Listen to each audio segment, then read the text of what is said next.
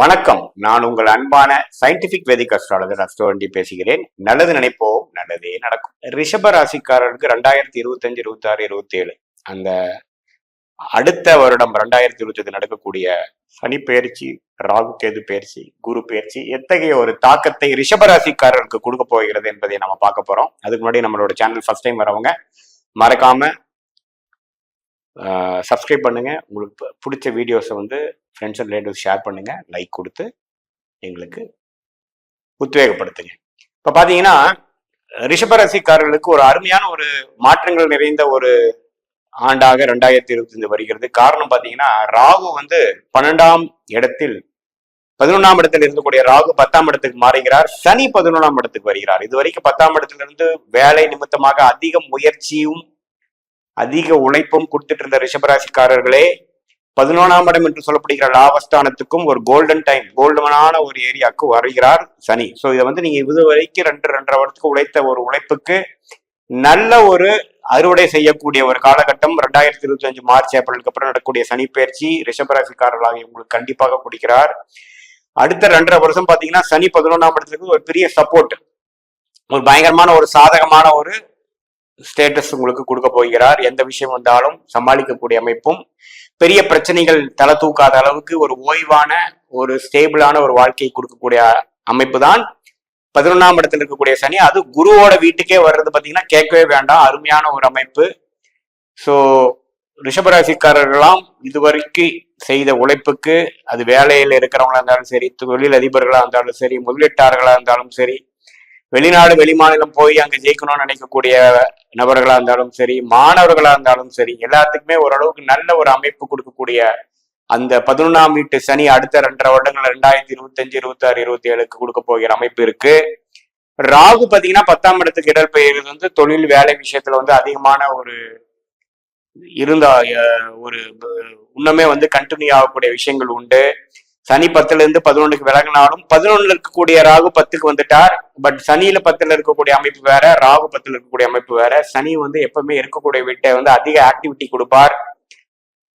வேலை நிமித்தம் தொழில் அதுல பயங்கர உத்வேகத்தை கொடுத்துட்டு இருந்த சனி இப்ப 11ஆம் இடத்துக்கு போய் அதோட அறுவடை, அதோட லாபத்தை, அதோட பலனை அணிவிக்கக்கூடிய அமைப்பு கொடுத்தாலும் ராகு 10ஆம் இடத்துக்கு இன்னும் சில அபிவிருத்திகள், சில விஷயங்கள் இன்னுமே அதிகமாக வேற ஆங்கிள் நாம போய் சில இந்த நல்ல நேரத்தை மற்ற ஒரு நல்ல ஒரு முயற்சிக்காகவும் நல்ல ஒரு டெவலப்மெண்ட்டுக்காகவும் யூஸ் பண்ணக்கூடிய உத்வேகம் கண்டிப்பாக 10ஆம் இடத்துல இருக்கக்கூடிய ராகு ரிஷபராசிக்காரர்கள் கொடுப்பார். அது ராகு திசை நடக்கிறவங்க பாத்தீங்கன்னா இன்னுமே வேலை நிமித்தமா, தொழில் நிமித்தமா அதிகமான முயற்சிகள், புதுசா ஒரு ஏரியால போகிறது, இது வரைக்கும் போகாத ஏரியால போகிறது, சோசியல் மீடியா, டெக்னாலஜி, அது மாதிரி லைன்ல இருக்கிறவங்களுக்குலாம் நல்ல ஒரு முன்னேற்றத்தை கொடுக்கக்கூடிய அமைப்பு கண்டிப்பாக உண்டு.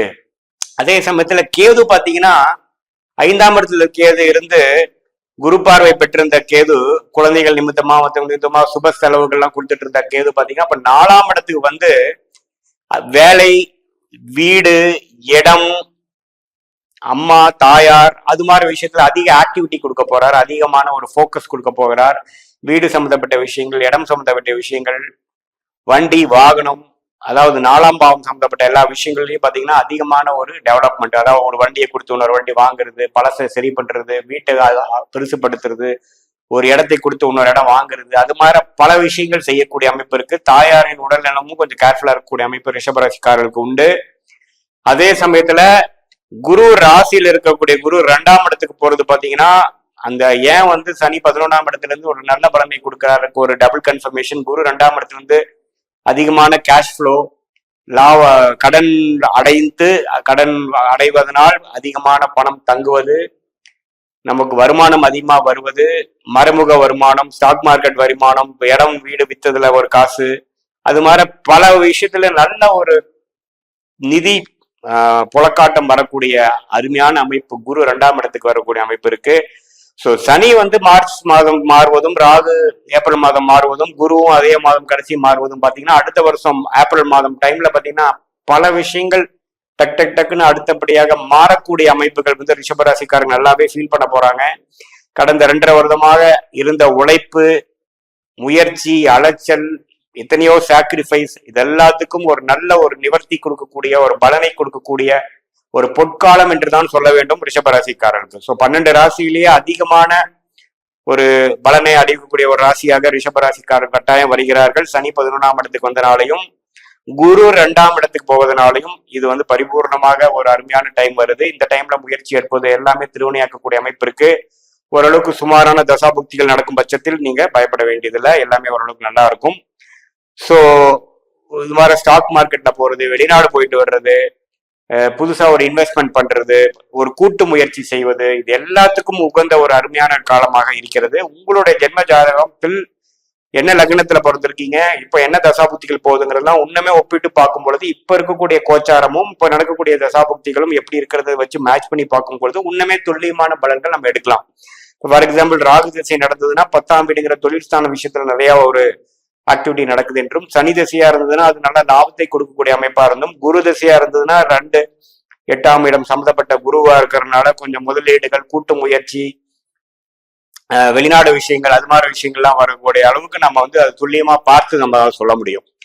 ஸோ பொதுவாக பார்க்கும் பொழுது ரிஷபராசிக்காரர்களுக்கு ஆண்டு கிரகம் என்று சொல்லப்படுகிற சனி, ராகு, கேது, அதே மாதிரி குரு எல்லாமே நல்ல ஒரு பயிற்சி பெறுவதனால் ஒன் ஆஃப் த நல்ல ஒரு 12 ராசிலேயே ஒரு நல்ல பலனை பெறக்கூடிய ஒரு மாற்றத்தை கொடுக்கக்கூடிய ஒரு ஆண்டாக 2025 ரிஷபராசிக்காரர்கள் கட்டாயம் இருக்கும். மீண்டும் மற்றொரு காணொலியில் சந்திப்போம். நன்றி, வணக்கம்.